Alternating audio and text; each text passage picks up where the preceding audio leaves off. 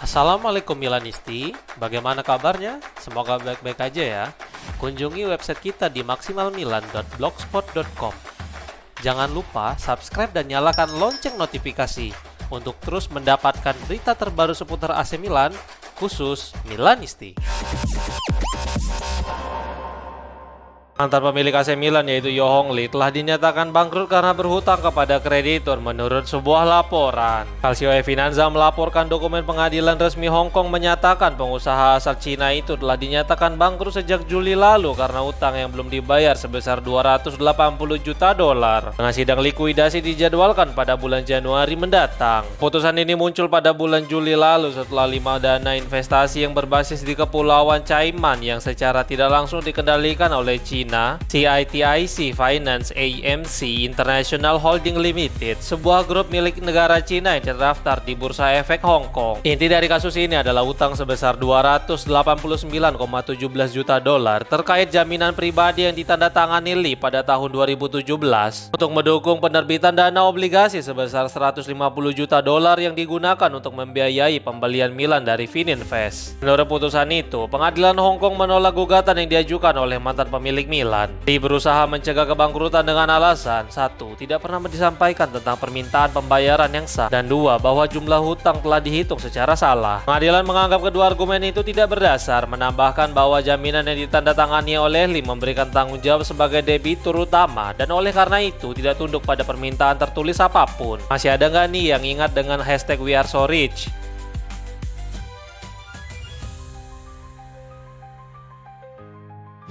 Son Heung-min tegas membantah rumor AC Milan ingin membawanya ke San Siro. Son berbicara ke TV Chosun saat bersama tim nasional Korea Selatan, dan dia ditanya tentang rumor bahwa dia ingin mencoba pergi secara pinjaman demi menjaga kondisi fisiknya tetap bugar. Berikut komentar Kapten Korea Selatan itu. Saya belum pernah berbicara dengan klub manapun tentang kepindahan musim dingin. Bicaraan seperti ini sama sekali tidak benar. Bagi saya, menunjukkan rasa hormat kepada klub saya dan memberikan segalanya di mana saya bermain, itulah yang paling penting. Itu tidak akan berubah. Saya tidak akan meninggalkan LAFC musim dingin ini. Saya sangat menghormati klub ini. Selama saya memakai jersey ini, tidak akan ada yang namanya pinjaman atau pindah. Tidak pernah. Saya tahu penggemar bingung ketika rumor berterbangan, tetapi cerita itu tidak benar. Dan sejujurnya, mungkin tidak sopan kepada tim saya untuk berbicara seperti itu. Saya mencintai klub ini dan saya sangat menghormati semua orang di sini. Ungkapnya.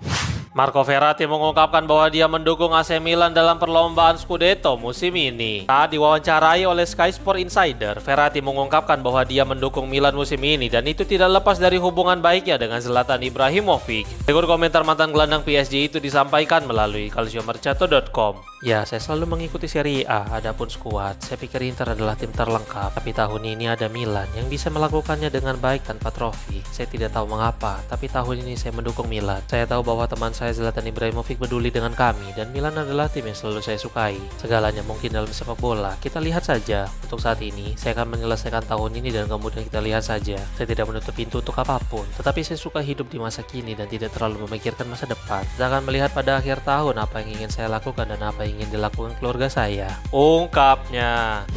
Luka Modric menikmati awal yang fantastis bersama AC Milan, tetapi perpanjangan kontraknya masih jauh dari kata pasti. Matteo Moretto menjelaskan tentang situasi pemain Kroasia itu dalam sebuah video yang diunggah melalui saluran YouTube milik Fabrizio Romano. Berikut komentar sang jurnalis. Ada banyak pembicaraan tentang kemungkinan perpanjangan kontrak untuk Luka Modric. Plus satu dalam kontrak yang lebih merupakan tanggung jawab sang pemain daripada Milan. Biasanya klub yang memutuskan, tetapi kasus Modric tidak biasa. Dia meminta kepada Milan agar dia dapat memutuskan secara pribadi di akhir musim. Terserah pemain untuk memutuskan dan memahaminya nanti. Mungkin di musim semi, tim seperti apa yang harus dia pilih. Sudah ada klub di Saudi Pro League yang sedang mencari informasi tentangnya. Modric saat ini fokus di Milan. Terserah dia untuk memutuskan, tetapi saat ini masih terlalu dini. Ungkapnya.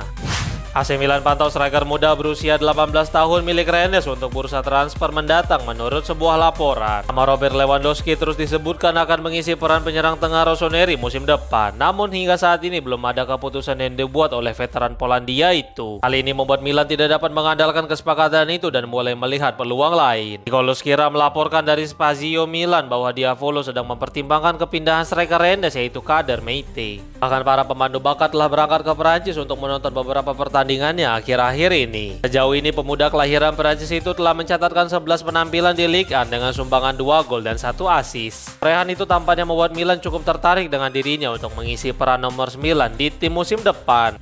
Zlatan Ibrahimovic adalah penggemar Robert Lewandowski yang santer dirumorkan akan mengisi peran nomor 9 di San Siro menurut sebuah laporan. Kedatangan Lewandowski akan mengakhiri rentetan striker mahal yang didatangkan oleh klub dan tidak menghasilkan apapun sehingga saat ini. Dengan kontrak yang akan berakhir pada akhir musim ini, jelas penandatanganan striker gaya asal Polandia itu akan menjadi rekrutan yang cerdas secara finansial. Sekarang Calciomercato.com melaporkan bahwa Ibrahimovic sangat mendukung kesepakatan tersebut dan berharap transfer itu dapat terrealisasi. Mantan striker Swedia itu melihatnya sebagai pemain yang dapat membawa Milan ke level yang lebih tinggi, seperti yang dia lakukan saat kembali ke San Siro pada tahun 2020.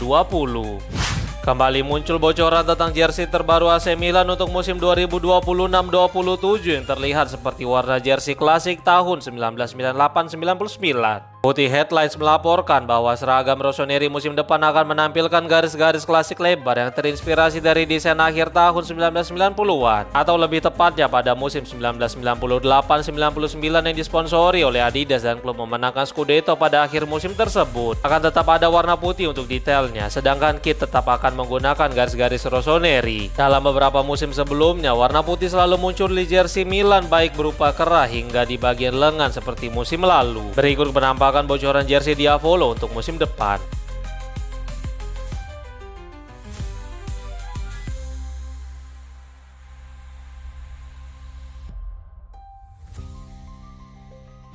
Carlo Ancelotti adalah sosok penting dalam sepak bola modern dan formasi pohon Natal miliknya adalah salah satu yang terbaik. Sekarang Ancelotti berbicara tentang masa lalunya yang meraih banyak kesuksesan bersama AC Milan. Berikut komentar sang pelatih disampaikan melalui Milan Press. AC Milan adalah pengalaman yang fantastis. Klub melakukan investasi besar, penandatanganan pemain fantastis seperti Rui Costa, Rivaldo, Sedor, Pirlo, dan Shevchenko. Tujuannya adalah untuk membangun tim dengan para pemain terbaik dan kami berhasil menemukan keseimbangan yang baik antara pemain top. Tidak ingin mengatakan kami menemukan formasi pohon Natal, tetapi pada tahun 2004 kami bermain dengan seorang striker, 2 orang gelandang serang, dan 3 gelandang berkualitas karena Pirlo adalah gelandang bertahan, Sedorf adalah gelandang kiri, dan hanya ada satu pemain seperti Gattuso yang merupakan Rottweiler. Ungkapnya.